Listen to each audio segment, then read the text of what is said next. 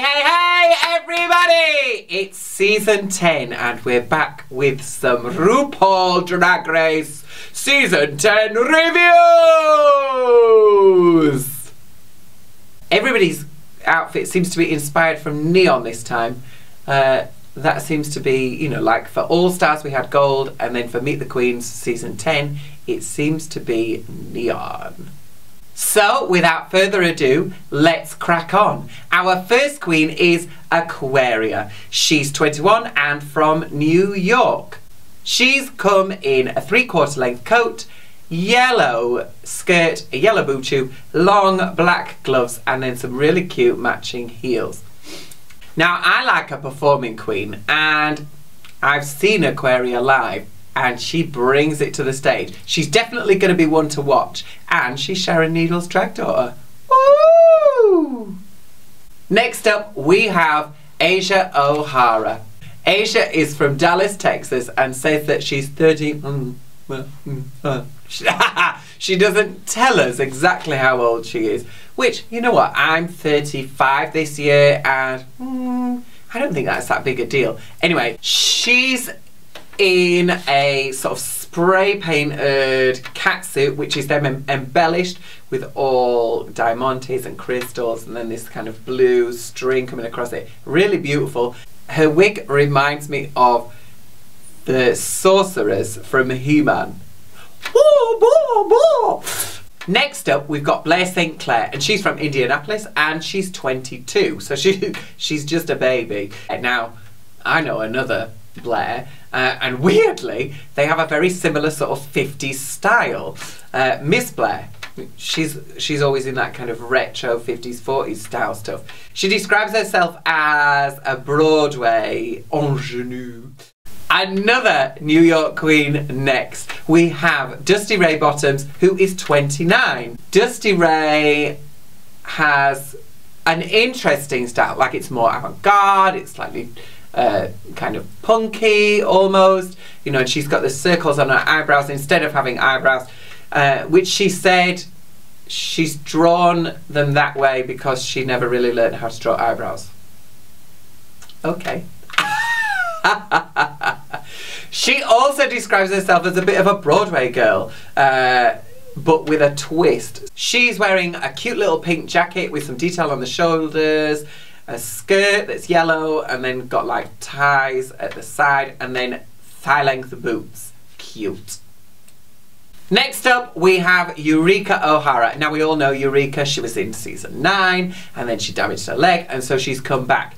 Now, what's kind of interesting about Eureka is that she was ballsy last time, but it felt like sometimes it was forced. Now it feels like she's kind of much more confident within herself, so she's not having to push and shove. She's just going to be there. You know what I mean? I'm excited to see what she does. This time, I think the expectations are going to be so much higher for her because we've already seen what she's done, and then she's had the ability to earn lots more money and develop her drag much further. And that's what I'm interested to see from Eureka. Kalorie Kardashian Williams, who's from Albuquerque, and she's 27. Now, she's super pretty, very, very pretty face. Slightly bigger girl. She's in a very cute little 20s inspired fringe dress, different colours either side. Very cute, very, very cute. She describes herself as intimidating. And to me, she seems very kind of cute and sweet and nice. So I'm not sure I agree with her that she thinks people find her intimidating. But we'll find out. That's the thing. We'll find out as the season goes along whether she is intimidating or whether she's not at all. And now we have Kameron Michaels from Nashville, who is 31. She has what I think is a beautiful face. Like, that face is painted. She's in like a furry jacket. She's got these really crazy long nails. I think she's really interesting, and she's quite different to a lot of the other girls in that she talks about how she is a muscle queen. You know, so she's, as a fella, she's got lots of muscles, and then she goes the opposite end of the spectrum, and she's super hyper feminine. So I think it's going to be interesting to see how the judges take to her, and how the rest of the girls take to her as well. Here comes Mayhem! So Mayhem Miller is next. She's from Riverside, but we don't know exactly how old Mayhem is. She has those incredible big eyes, and then she has a beautiful flowing kind of one-sleeved dress with a bright orange cincher underneath. Now, of course, we all have seen Mayhem Miller because her YouTube video went viral, didn't it? Where she was doing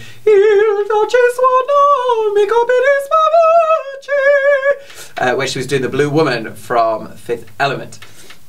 So, since she's had that little bit of exposure, is there an expectation for her to be, you know, kind of bigger, better, fiercer, because she's kind of got a name already?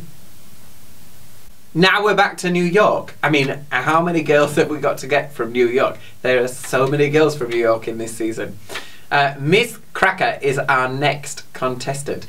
She's in this really kind of cute pink strapless dress with a big bow on the back. It's kind of inspired by the Marilyn Monroe Madonna material, you know, that pink satin dress. It kind of looks like it's inspired from that.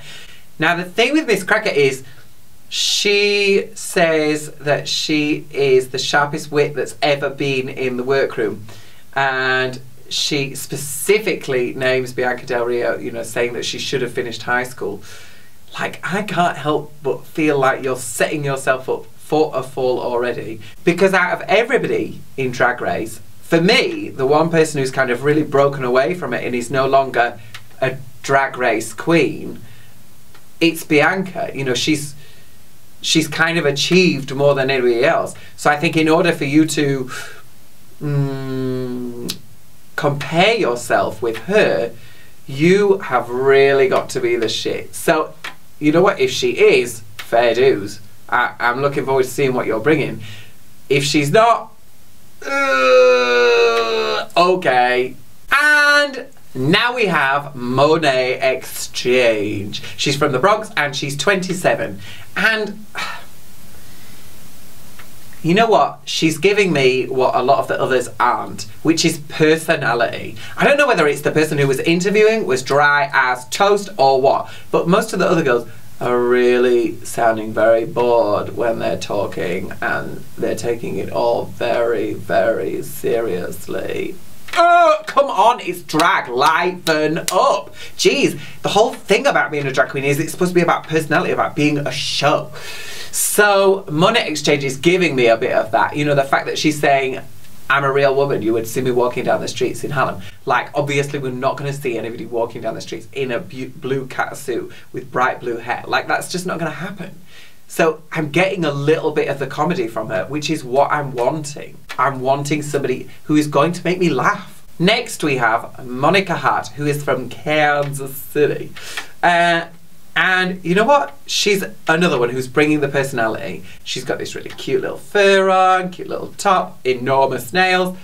From the shoulders down, she's kind of like little Kim-ish. And then from the shoulders up, like the wig is kind of like a 1980s Republican senator. So I think she's going to be an interesting one to watch and see what it is that she does.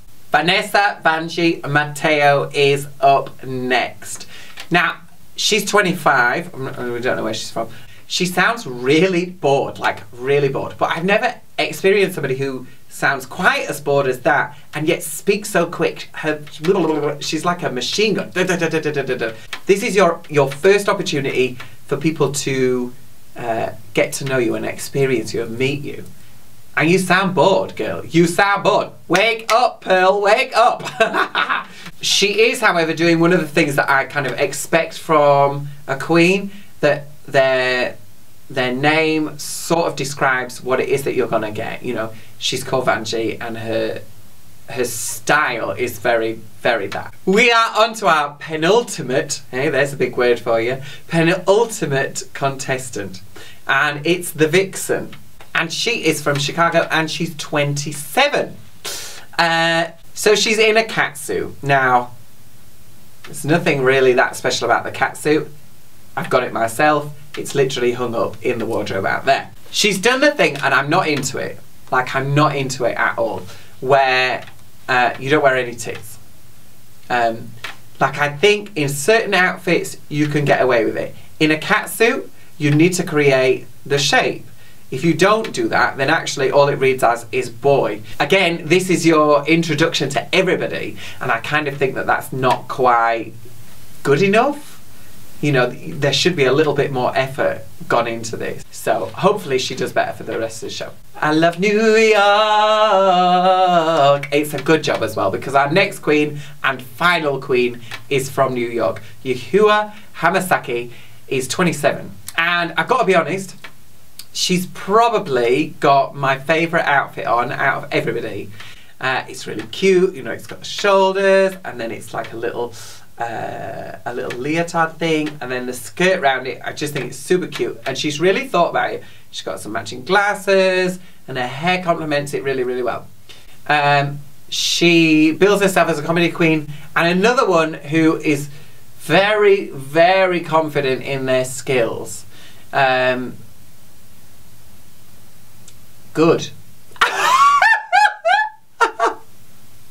I think what will be most interesting in season 10 is to see whether any of the queens learn from the mistakes of others in the past. Because there are those who have come into the competition and they're very, very confident and very, very competitive. And I think what you find with those who are very competitive, it doesn't always come across that well on screen. So it's going to be interesting to see how these girls deal with those pressures. So each week the Vivienne, our UK RuPaul's Drag Race ambassador, will be putting in her 2 penneth, and I'll also be having some little clips from other queens as to what they think of this week's episode.